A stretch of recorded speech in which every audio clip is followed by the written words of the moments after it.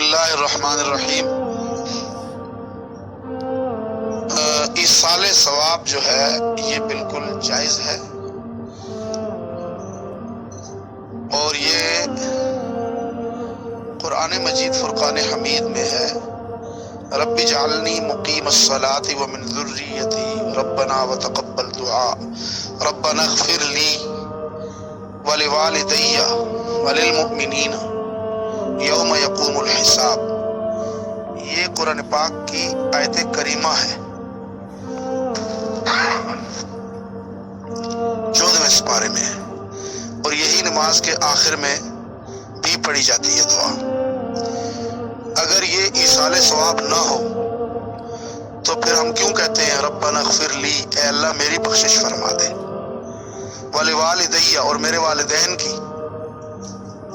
تو جب ہے ہی نہیں ہے تو پھر کیوں کہتا ہے انسان میرے والدین کی؟ جب سلسلہ ہی ختم ہو گیا تو ختم، پھر والدین کیا تو دوست یار کیا تو مسلمان کیا، بالکل یہ سرے سے جب ہے ہی نہیں ہے، ایصال ثواب ہی ہے ہی نہیں ایصال ثواب، تو پھر والدیہ کا لفظ قرآن پاک میں کیوں آیا؟ پھر آگے والدیہ پہ اگر کوئی کہے چلو جی وہ تو اس کے والدین ہیں، تو پھر آگے آتا ہے وللمؤمنین، تمام مومنوں کی میری بھی بخشش فرما دے، میرے والدین کی بھی بخشش فرما دے، اور سب مومنوں کی بخشش فرما دے۔ اور کب تک؟ یوم یقوم الحساب، اس دن جس دن تو حساب کا ترازو قائم کرے گا۔ تو بات یہ ہے کہ یہ اسی لیے ہے کہ یہ ایصال ہے، ایصال ثواب، ثواب پہنچنا، ثواب پہنچانا۔ یہ نہ ہوتا تو یہ دعائیں نہ ہوتی، پھر یہ بھی نہ ہوتا ربنا اغفر لنا، اے اللہ ہماری بخشش فرما دے، وَلِإِخْوَانِنَا الَّذِينَ سَبَقُونَا بِالْإِيمَانِ، اور ہمارے ان بھائیوں کی جو ہم سے پہلے ایمان میں سبقت کر چکے۔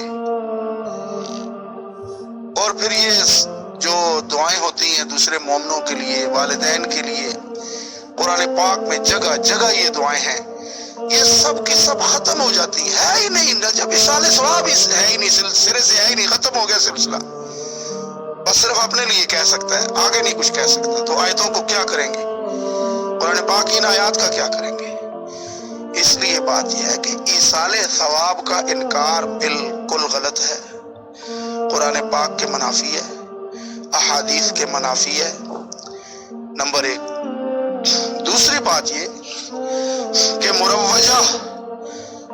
مخصوص کرنا، یعنی آج کل مروجہ مطلب جو رواجی ایک طریقہ ہے، فلاں دن فلاں جگہ لوگ جمع ہوں گے،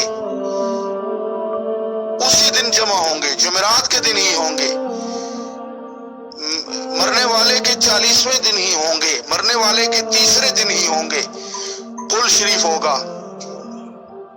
مرنے والے کے 7ویں دن ہی ہوں گے، جمعرات ہوگی، مرنے والے کے 40ویں دن، جس دن وہ بندہ فوت ہوا ہے اس کے تیسرے دن، اس کے 7ویں دن، اس کے 40ویں دن، یہ جو مخصوص کر دیا ہم نے،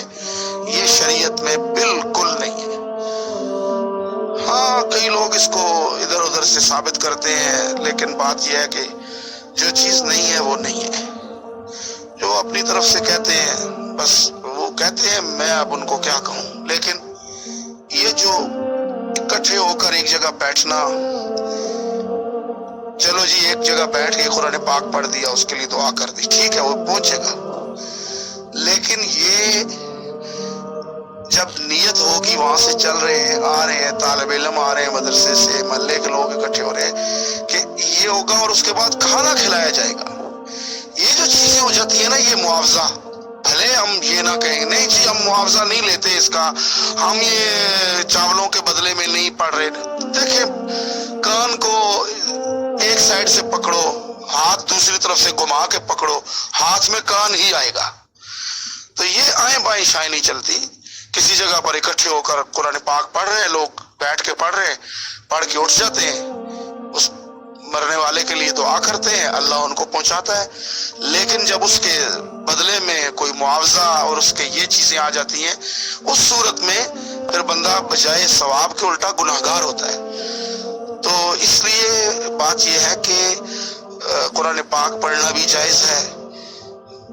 एक जगह पर बैठ के लोग सपारा पढ़ रहे हैं वो भी जायज़ है, लेकिन उसमें ना दिन मुकर्रर करें, ना जगह का तयन करें, ना ही उसके बदले में कोई खाए पिए। जिस तरह मस्जिद में लोग आते हैं,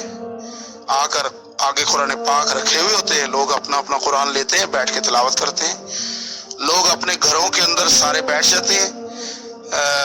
मर्द और औरतें अपने घरों में बैठ के सिपारे पढ़ते हैं, अपनी अपनी तिलावत करते हैं, कुरान पाक पढ़ते हैं और सारी उम्मत के लिए दुआएं करते हैं।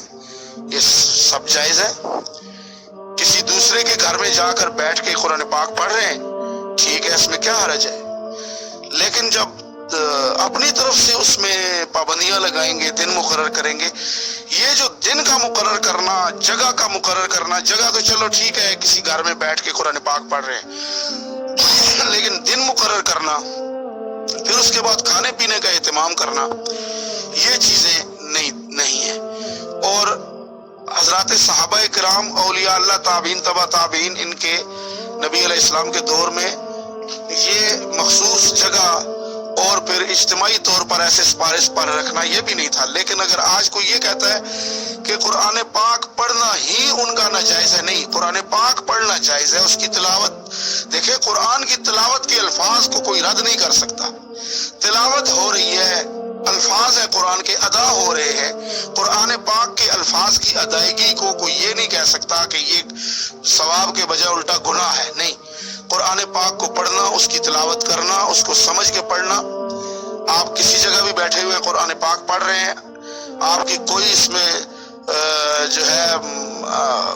खुद गर्जी नहीं है, इसमें कोई आपकी गर्ज नहीं है, कोई आपको लालच नहीं है, आप बेलौस पढ़ रहे हैं, अल्लाह की रजा के लिए पढ़ रहे हैं, कोई इसके बदले में तमा खाने पीने की, पैसे लेने की, कोई और किसी किस्म की, तो जायज है, इसका इनकार कोई नहीं कर सकता।